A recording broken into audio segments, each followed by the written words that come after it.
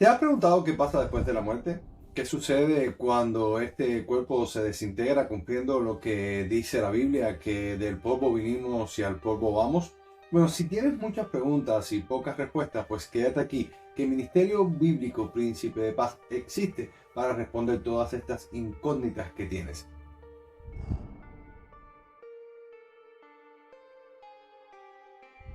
Si es primera vez que estás por aquí, me presento, soy el pastor Pedro Reyes y este es el Ministerio Bíblico Príncipe de Paz, el cual nos dedicamos a responder todas aquellas incógnitas que están sumergidas en la palabra del Señor. Así que te exhorto a que te suscribas al canal y que aprietes la campana para que sepas cuando el pastor Pedro está sacando nuevos videos como estos, que están muy buenos. Para poder entender de qué se trata la muerte, tuviéramos que primero hacer referencia a las palabras de nuestro Señor Jesucristo cuando nos enseñó que la muerte no era dejar de existir, sino sencillamente era la separación del alma y el cuerpo, entendiendo de que las almas son eternas. Dijo nuestro Señor Jesucristo que no temiéramos a aquel que mata el cuerpo, sino aquel que mata el cuerpo y el alma, y eso refiriéndose a la muerte segunda después del juicio. ¿Cómo olvidar la gran historia que cuenta nuestro Señor Jesucristo en Lucas 16, del 22 al 26, cuando dice que acontece que una persona rica se muere y también un hombre pobre llamado Lázaro, hablando en parábolas, el Señor dice que estas personas van al Seol. Y dice la palabra del Señor que Lázaro podía ver, estaba en el seno de Abraham. Este podía ver de un lado a otro donde estaban las almas que en ese momento estaban sufriendo, entendiendo de que había una gran cima, dice la palabra de Dios, que esa cima dividía lo que era la parte buena del Seol y la parte mala. Entendemos que los judíos en aquel tiempo entendían de que todas las almas, incluyendo las buenas y las malas, iban al Seol, lo que en el Nuevo Testamento le llamaron Hades. Para poder entender un poco esto, vayamos mejor al Salmo 89:48, que dice así: ¿qué hombre podrá vivir y no ver la muerte? Y esto es una pregunta. ¿Podrá librar su alma del poder del Seol? Sea buenos y malos, van a ir al Seol. También dice el Salmo 139:8: si subiere a los cielos, allí estás tú. Y si en el Seol hiciere mi estrado, he aquí, allí tú estás. Hablando del paraíso o del seno de Abraham, debiéramos entender que los judíos en aquel entonces, usando el contexto histórico, pensaban en una felicidad, que Abraham los esperaba en ese paraíso y ellos iban a disfrutar con Isaac, con Jacob, en ese paraíso. Se regocijaban antes de la perspectiva de entrar en comunión con ellos y veían, por así decirlo, reposando sobre su seno. Por eso Jesús dijo en Lucas 23:43, entonces él dijo, hablando nuestro Señor Jesucristo, en verdad te digo, hoy estarás conmigo en el paraíso. O sea que era una promesa que en ese momento, después de haber creído, este delincuente iba a estar con Abraham y con el Señor Jesucristo, entendiendo de que nuestro Señor Jesús era judío. Dice que iba a estar con él en el paraíso, un lugar donde había mucha quietud, mucha paz, mucho amor, y ahí se iban a reposar eternamente. En el lenguaje rabínico del siglo III después de Cristo, la expresión estar en el seno de Abraham significa haber entrado en el paraíso. El concepto de reposar sobre el seno viene a su vez de la costumbre oriental de comer reclinados hacia la mesa. De esta manera, la cabeza de la siguiente persona estaba muy cerca del seno del antecedente. Los puestos eran asignados de manera que el que recibía más honor era el que quedaba más cerca del anfitrión.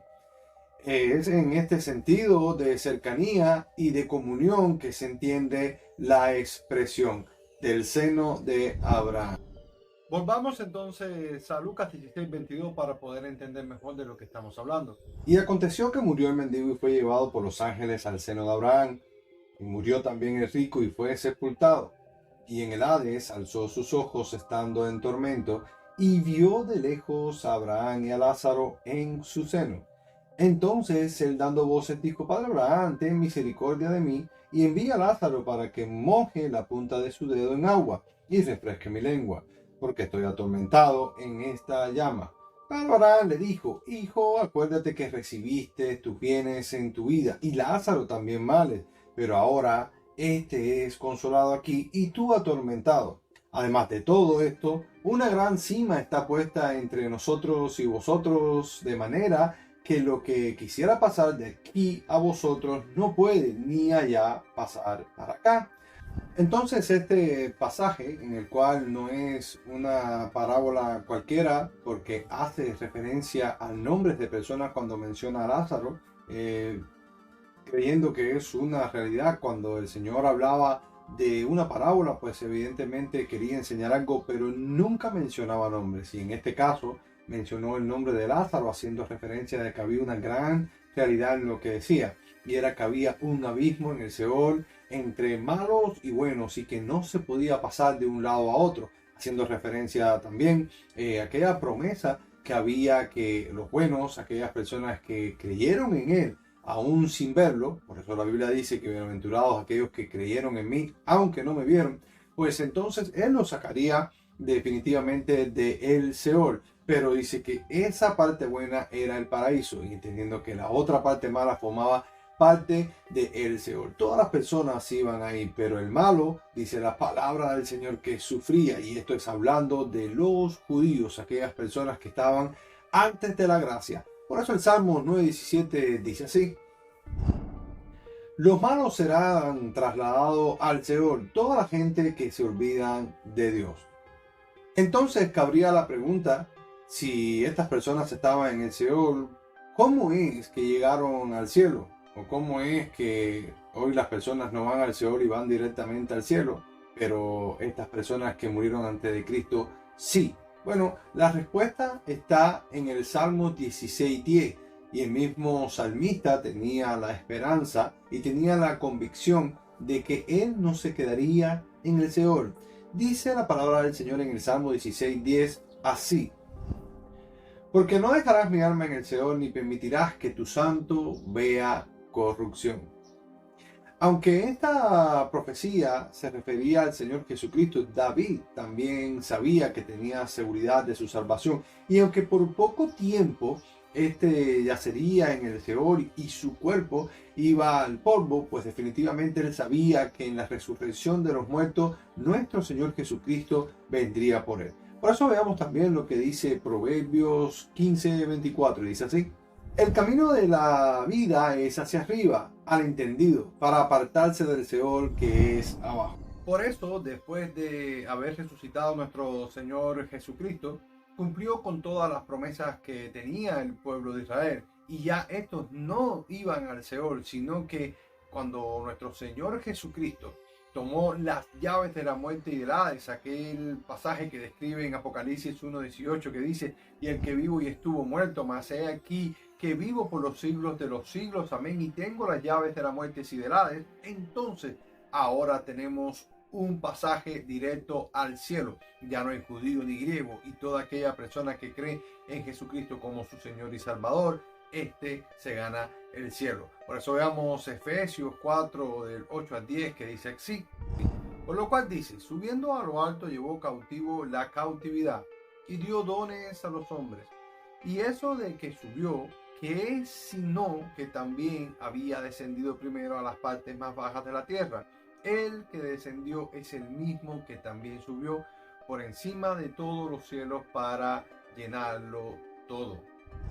Entonces ahora podemos entender que en la muerte y resurrección de Cristo hay victoria, que no solamente Él, después de su sacrificio, le dio vida eterna a todas aquellas personas que precedieron a Él, sino también a las que antecedieron por fe. Y este fue el caso de Abraham, de Isaac y de Jacob, el cual dice que fueron justificados por la fe, y están en Hebreos 11, y a estos se les considera los héroes de la fe.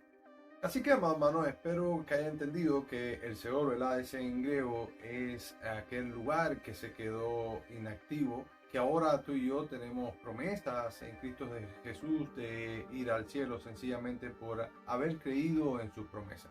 Creemos que el Señor vendrá por su iglesia, la niña de sus ojos, y esta es la misma promesa que queremos dejarte para que usted también la pueda creer.